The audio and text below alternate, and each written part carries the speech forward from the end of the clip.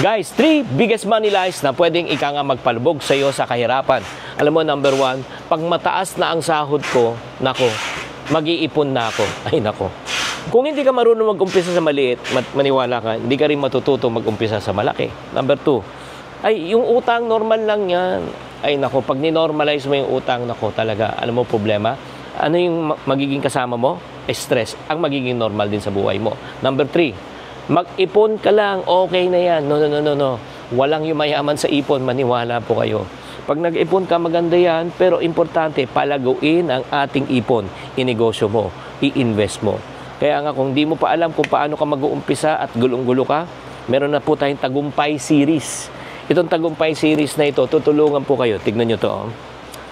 Ito yung tinatawag na number 1, Diary of a Pulubi, 22 Money Mistakes.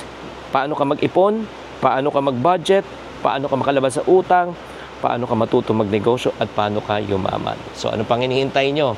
Ito na yung series na magbabago ng buhay nyo.